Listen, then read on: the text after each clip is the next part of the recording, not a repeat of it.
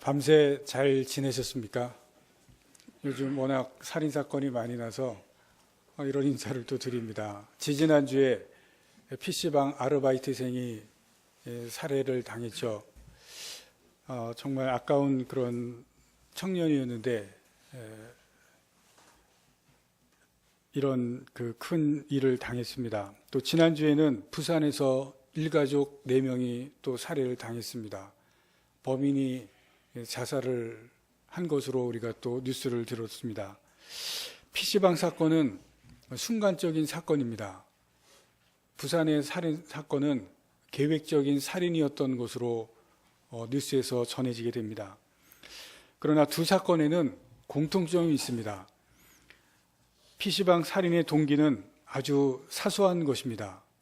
경찰에서 진술한 내용을 보면 아르바이트생에게 범인이 담배꽁초를 치워달라고 부탁을 하고 화장실을 다녀왔다고 합니다. 그런데 자기가 부탁한 것이 들어지지 않자 화가 났다는 것입니다. 그리고 게임비 1,000원을 환불을 요구했는데 그리고 난리를 쳤는데도 돈을 돌려받지를 못했다는 그러한 부분에 대해서 억울하고 분한 생각이 들었답니다. 나만 바보 됐구나. 그런 생각에 갑자기 분이 치밀어 올라서 죽여야겠다는 생각이 들었다고 진술했습니다. 순간적인 복수심이 들었습니다. 나를 억울하게 만들고 나를 바보를 만들고 나를 무시한 그놈 죽여야겠다.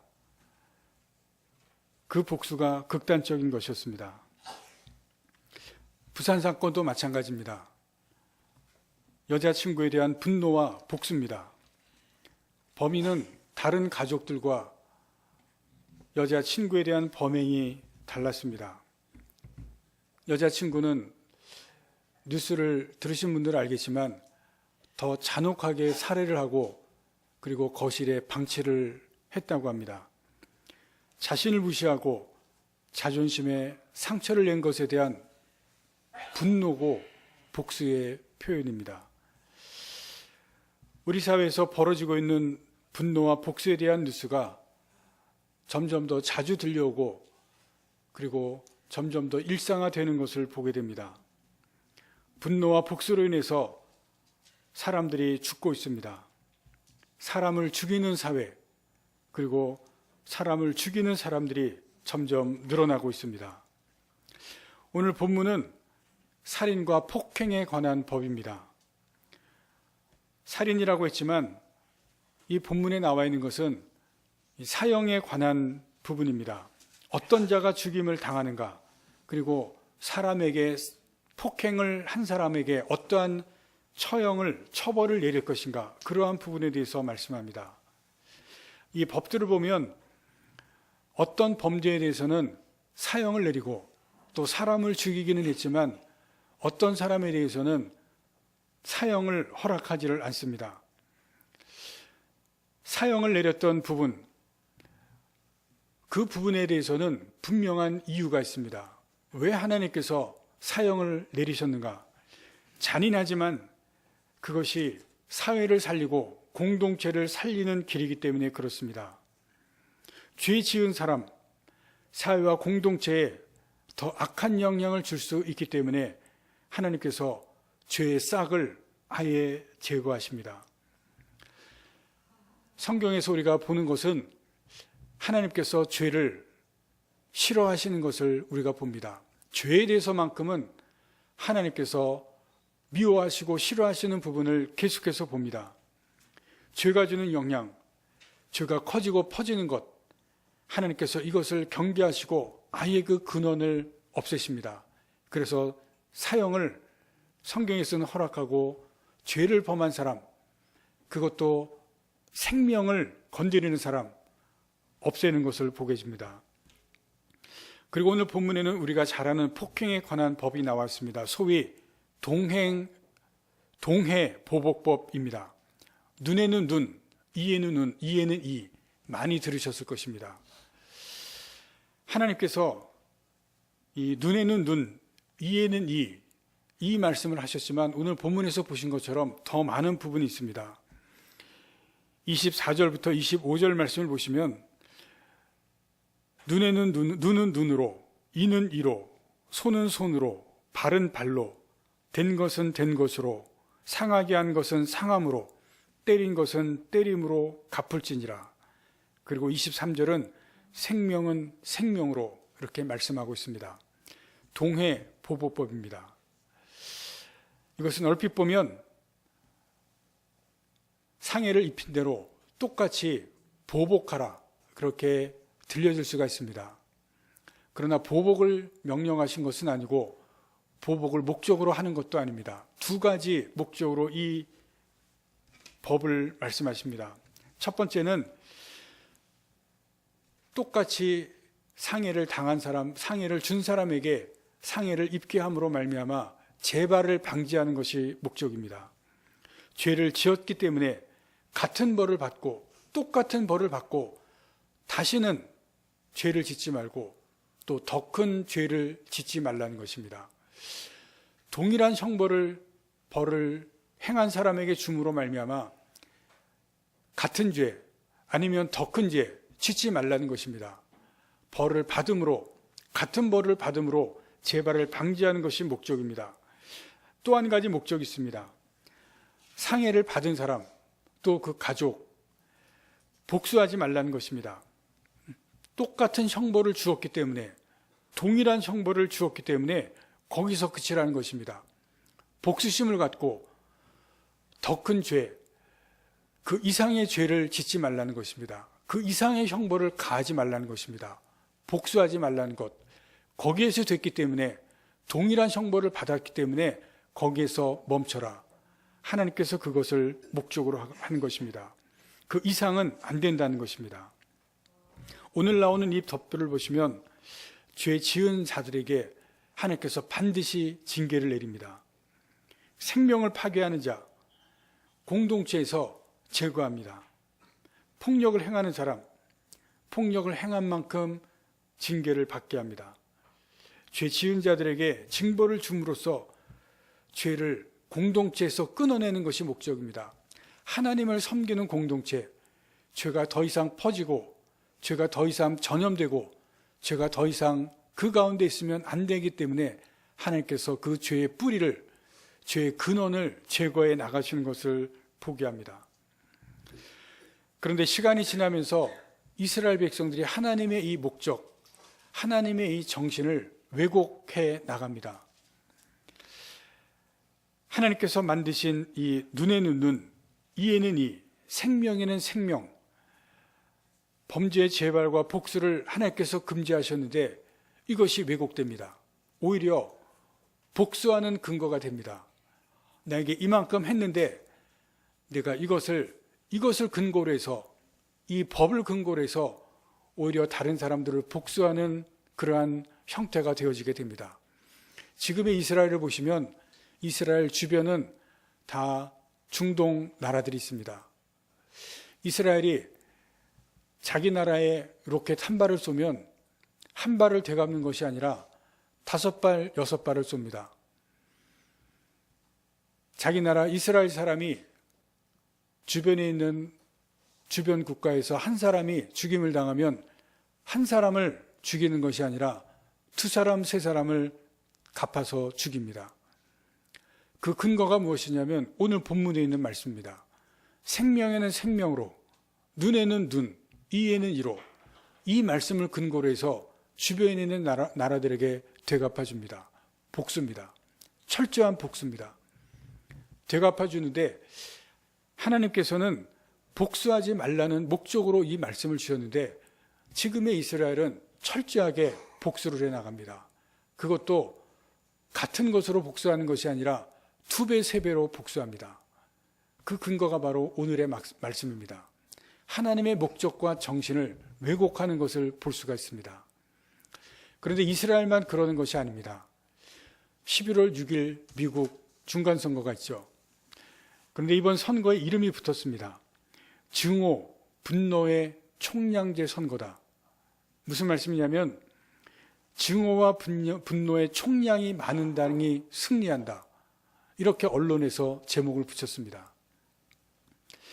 미국의 중간선거는 전통적으로 선거율이 낮다고 합니다. 대통령 선거나 다른 선거보다 사람들이 투표하러 많이 가지 않는답니다. 그런데 이번 선거는 전통적으로 선거율이 낮은 것과는 반대 현상이 나타난다고 합니다. 다를 것이라고 예상합니다. 선거 통계의 권위자 교수가 한 분 있는데 이 사람이 뉴욕타임스에 이렇게 기고를 하고 예상을 했습니다. 올해 투표율은 역대 최고의 기록인 1914년의 51%까지도 가능할 것이다. 또 뛰어넘을 것이다. 그렇게 예상을 했습니다. 각종 언론이 이런 투표율의 열기, 많은 투표를 할 열기, 그 이유를 한마디로 설명합니다. 분노 때문이다. 분노 때문에 많은 사람들이 투표할 것이라고 예상합니다. 로이터 입소스가 미 유권자 2만 명을 대상으로 2달간 여론조사를 실시했습니다. 중간선거에 참여하는 가장 큰 동기가 무엇이냐? 왜 중간선거에 참여를 할 것이냐? 여러 가지 동기들을 제시했습니다. 그런데 모든 요소를 압도하는 답은 한 가지입니다. 앵거, 분노입니다. 분노 때문에 이번 선거에 참여하겠다. 그 분노의 대상이 자기가 지지하는 당이 아니라 반대당 때문입니다. 민주당은 공화당 누구 때문에, 공화당은 민주당 누구 때문에, 그 사람 때문에 내가 화가 나서, 그 사람 때문에 내가 소위 말하면 열받아서 반드시 투표하겠다는 겁니다. 그래서 이번 중간선거 투표율이 역대 최고가 될 것이라고 예상합니다. 미국 언론들이 지금 걱정하는 것이 있습니다. 정치적인 분노가 개인화, 일상화 되는 부분에 대해서 걱정합니다. 무슨 얘기냐면 지난해 미국 퓨 리서치 센터가 전국 1000명을 대상으로 해서 정치적 분노에 관한 심층 조사를 처음으로 했습니다. 응답자 중에 민주당 지지자 35%가 대선에서 트럼프를 뽑은 가족, 친구와 인연을 끊었다고 응답했습니다. 가족, 친지 중에서 트럼프를 뽑은 사람, 아예 관계를 끊었다는 겁니다. 공화당 지지자 13%, 클린턴 찍은 친구, 가족, 인연을 끊었답니다. 정치적 분노, 이것이 개인화, 일상화된 것으로 조사가 실제 되었습니다. 영향을 주고 실제 일상으로, 개인적으로 나타난 겁니다. 이것을 지금 미국 언론 걱정을 하고 있습니다.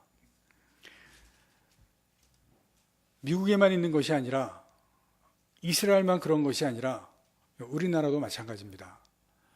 분노하는 것이, 복수하는 것이 우리나라도 지금 나타났습니다. 앞에서 말씀드린 두 살인사건뿐만이 아니라 1년에 연인 간에 일어나는 살인사건 100건이 넘는다고 합니다. 2012년부터 통계로 나왔습니다. 연인들 사이에 일어나는 살인사건 100건이 넘습니다. 사귀던 사람을 죽였다는 것은 분노고 그 분노가 복수로 나타난 것입니다. 살인 외에도 크고 작은 범죄가 분노와 그리고 복수로 나타나고 있습니다. 점점 분노를 조절하지 못하는 사람들이 많아집니다. 그것이 범죄로 나타나고 있습니다. 작은 행동이 자신을 무시했다고 생각하고 그것을 분노하고 그것이 행동으로 나타나고 그것을 복수하겠다는 그 행동이 실제로 나타납니다. 그런데 평범한 사람들입니다.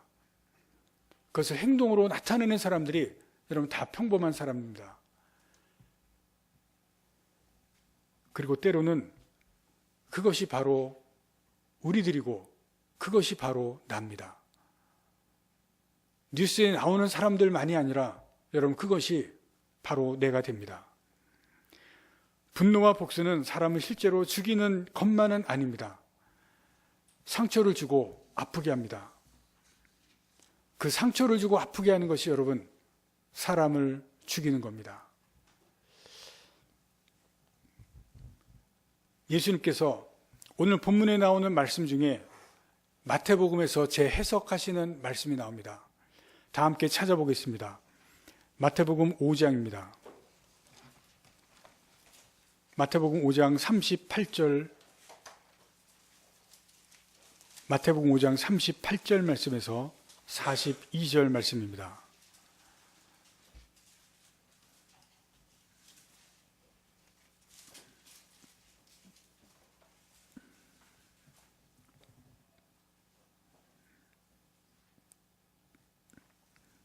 (38절부터) (42절까지) 다 같이 읽겠습니다.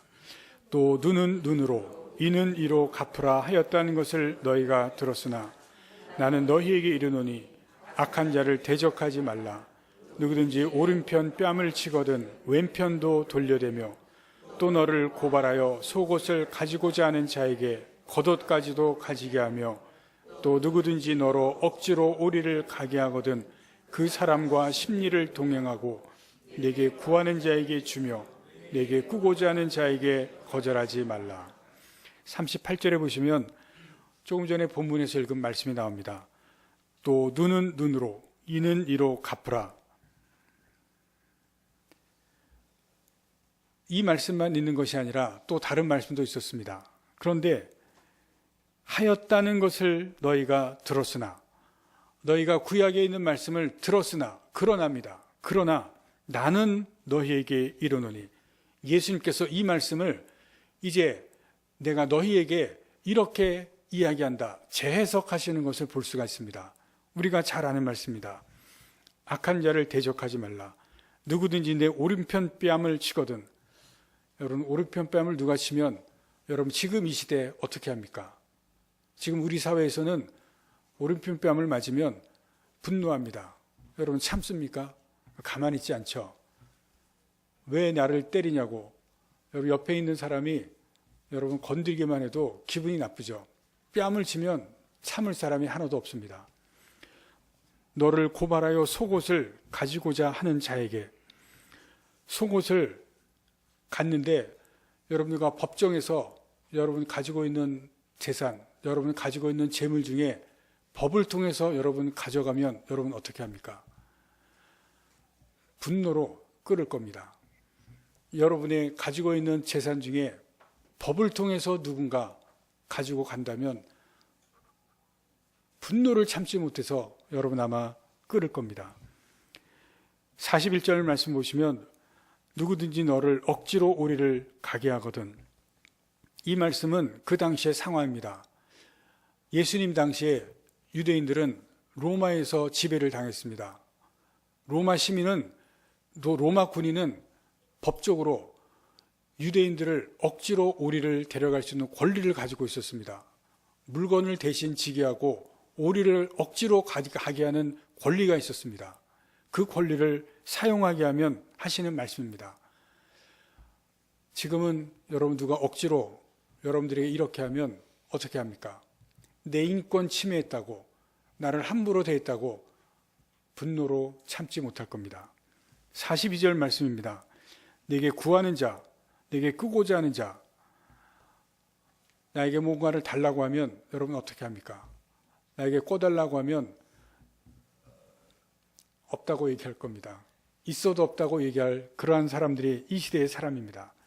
여러분 지금 이 말씀, 예수님께서 우리에게 요구하는 것, 여기서 말씀하신 것 우리가 들어주기 힘든 것입니다. 예수님께서 말씀하시는 이 부분은 우리가 하기 힘든 겁니다. 예수님께서 여기서 말씀하시는 상황, 요구, 우리에게 들어주라는 것이 아닙니다. 이대로 들어주라는 것이 아니라 여기서 말씀하시는 요구와 여기서 말씀하시는 상황 무엇입니까? 넘어서라는 것입니다.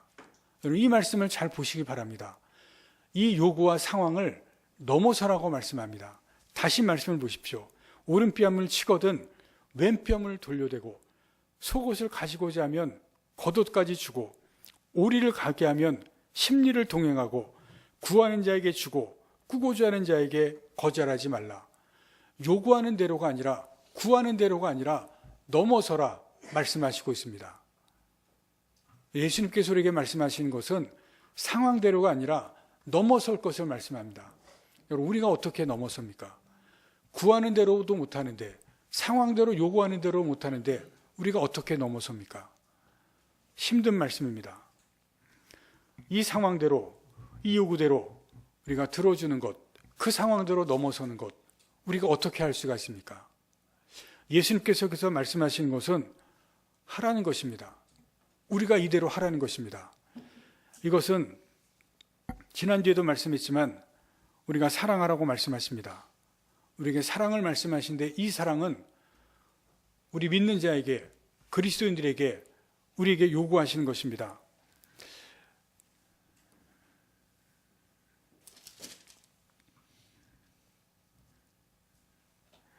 마태복음 5장 21절부터 보시면 구약에 있는 말씀, 율법에 있는 말씀에 6가지가 나옵니다.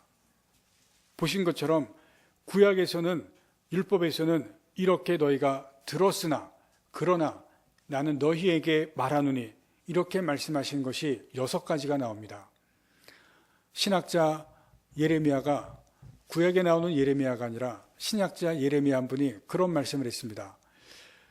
그러나라고 말씀하시는 이 그러나, 이 뒤에는 이런 말씀이 있는 것이다. 너희가 죄를 사함받았으니, 예수님으로 말미암아 죄를 사함받았으니 그렇기 때문에 너희가 이렇게 해야 되는 것이다. 그 말이 생략되었다. 그렇게 예레미야라는 신약자가 말씀을 했습니다. 우리는 예수님께서 말씀하시는 것을 행할 수가 없습니다. 오른뺨을 치는데 어떻게 우리가 왼뺨을 돌려댑니까? 속옷을 달라고 하는데 법정에서 가진 것만 해도 우리가 흥분을 하는데 어떻게 우리가 겉옷까지 줍니까? 오리를 가자고 하는데 심리까지 갈 사람이 누가 있습니까? 달라고 하는데 구워줄 사람이 누가 있습니까? 아무도 할 수가 없습니다. 그러나 그 앞에 우리가 속죄함을 받았기 때문에, 죄 용서함을 받았기 때문에 그것이 생략되었다는 것입니다. 그렇기 때문에 우리가 이것을 넘어서야 된다고 말씀하고 있습니다. 이 사랑을 할 수 있는 것은 이 대상을 분명히 말씀하고 있습니다. 우리 5장 38절 말씀을 다시 보시기 바랍니다. 5장 38절에 예수님께서 이렇게 말씀합니다. 나는 너희에게 이르노니 악한 자를 대적하지 말라. 이것을 요구하는 사람은 악한 자입니다. 이 악한 자가 누굽니까? 우리가 만나는 사람입니다. 우리에게 요구하는 사람, 악한 자입니다. 악을 품고 있는 사람입니다. 그러한 사람에게 이렇게 하라고 말씀합니다. 여러분, 그런 사람을 우리가 만납니다. 수시로 만납니다. 여러분, 그런 사람을 어떻게 해야 됩니까? 그런 사람에게 우리가 할 수 있는 것은 품는 것입니다. 그런 사람을 우리가 품을 것을 주님께서 이 부분을 통해서 말씀하시고 있습니다. 이 상황들, 그 사람, 우리가 품는 것을 말씀하시고 있습니다. 말씀을 준비하면서 책을 한 권 읽었습니다. 어떤 한 분이 책을 읽어보라고 해서 읽었는데 한 목사님이 쓴 책입니다. 김병년이라는 목사님인데 그 목사님이 쓴 책인데 그 전에 제가 한 가지 좀 질문을 하겠습니다. 여러분, 말을 많이 하시는 분이 좋습니까? 아니면 말을 별로 안 하시는 분이 좋습니까? 과묵한 분이 좋습니까?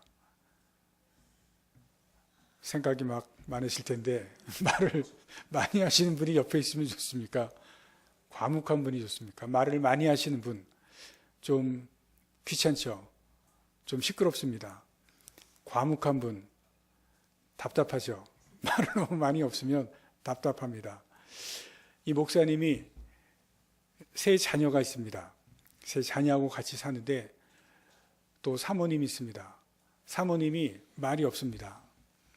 말이 없는데 아예 말을 못합니다. 말이 없는 정도가 아니라 아예 말을 못합니다. 셋째 아이가 난 지 3일 만에 쓰러졌습니다. 뇌가 잘못돼서 쓰러졌습니다. 말을 못하고 눈도 잘 보지를 못하고 손발을 사용하지 못합니다. 그냥 누워 있습니다. 아예 말을 못합니다. 의사표시는 눈만 깜빡입니다. 할 수 있는 것은 들을 수만 있다고 합니다. 오직 듣기만 합니다. 아내가 쓰러지고 나서 아내가 해야 될 모든 몫이 이 목사님이 다 돌아왔습니다. 목사님이 아내 일을 다 감당합니다. 셋째가 태어난 지 3일 만에 쓰러졌기 때문에 아기를 목사님이 키웠습니다. 어린 두 아이들도, 이 아기보다 큰 두 아이도 이 목사님이 같이 키웠습니다. 엄마이자 동시에 아빠, 그 역할을 이 목사님이 해냈습니다. 그리고 자리에 누운 아내를 돌봤습니다. 8년째입니다. 8년 동안 아내를 간호하고 아이들을 키웠습니다.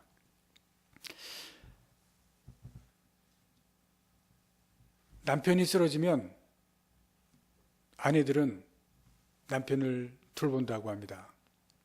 근데 아내가 쓰러지면 남편들은 잘 돌보지 않는다고 하죠.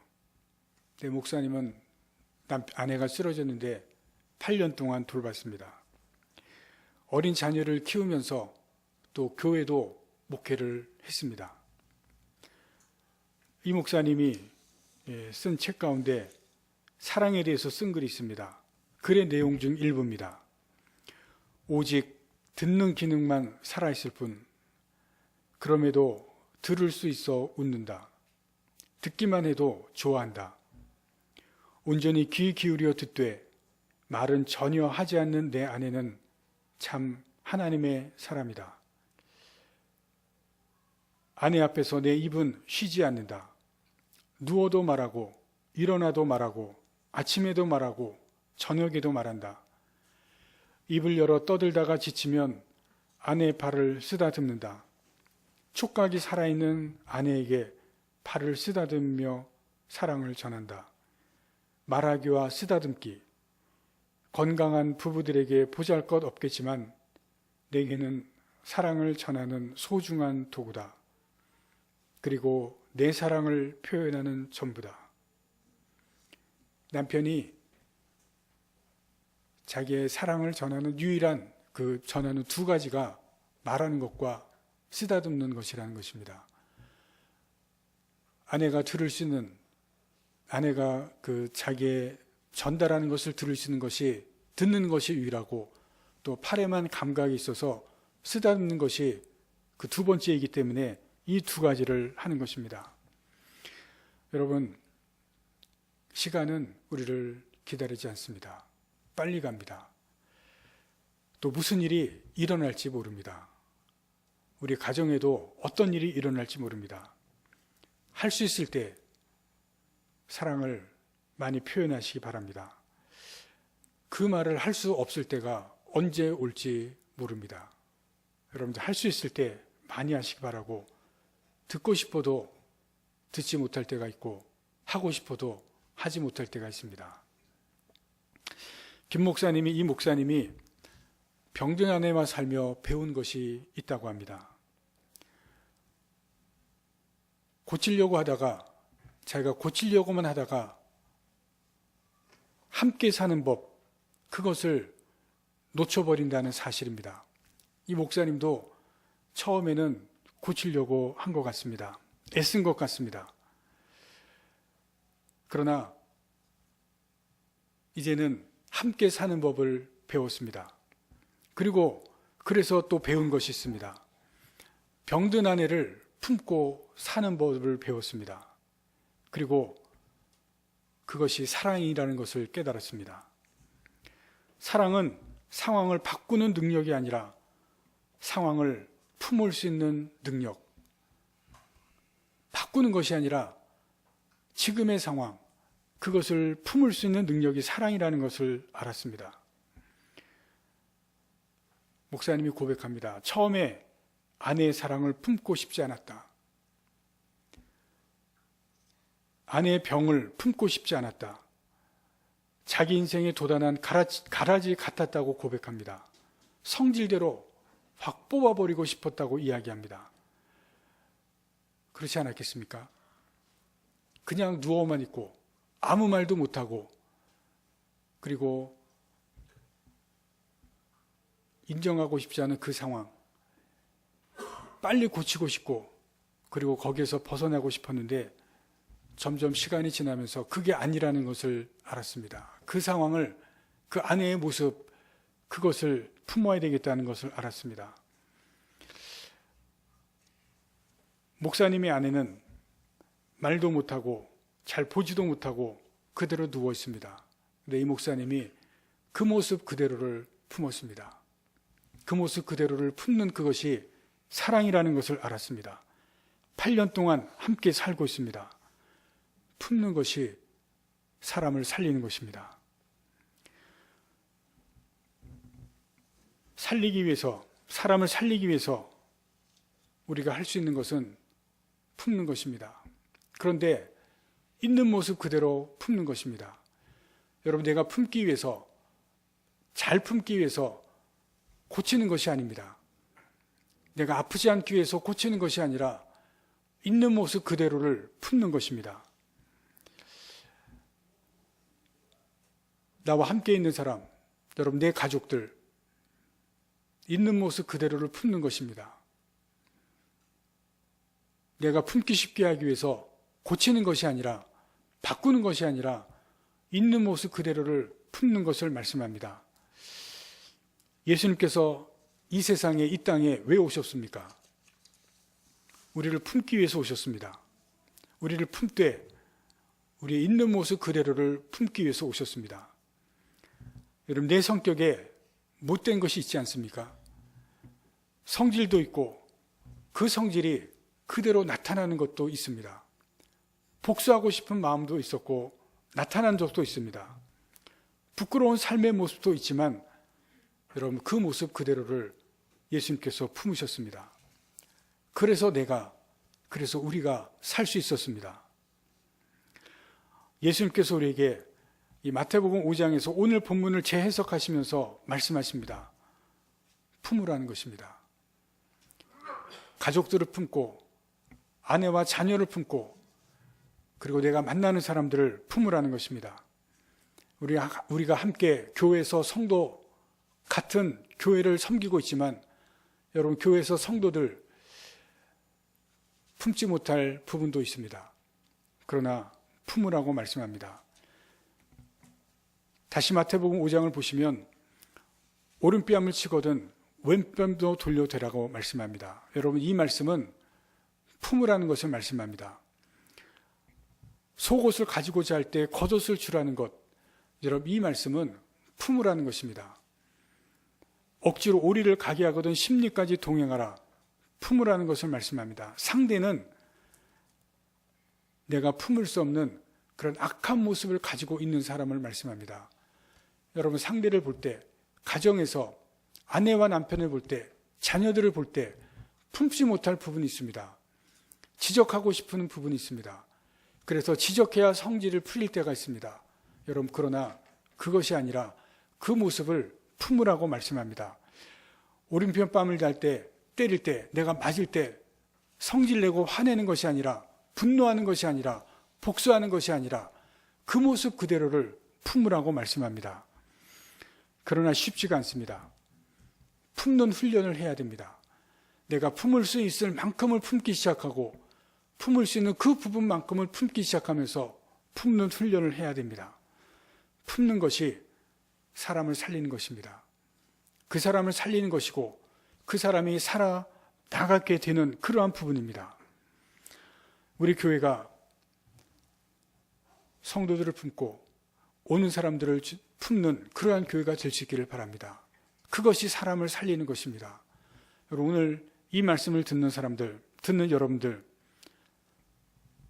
품는 사람들을 되시고 내 가족의 사람들을 살리는 사람들이 되시고 여러분 성도들을 살리는 그러한 사람들이 되시기를 바랍니다. 오늘의 사회를 보시기 바랍니다.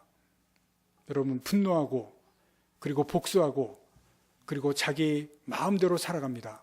그래서 이 사회가 사람을 죽이는, 죽어가는 사회가 됩니다. 이 사회 가운데서 내가 만나는 내 가족부터 품는 여러분들이 되셔서 내가 있는 곳에서 사람을 살리는, 그리고 사람들이 살아가는 그러한 작은 공동체를 만들어 가시는 여러분들이 되시기를 간절히 바랍니다. 여러분 쉽지 않지만 여러분 이렇게 하기로 여러분 작정하시기를 바랍니다. 마음먹기에 달려 있습니다. 여러분 예수님께서 말씀하신 대로 시작하시고 여러분 훈련하시고 그래서 사람을 살려가는 여러분들과 이 교회가 되기를 간절히 바랍니다. 기도하시겠습니다.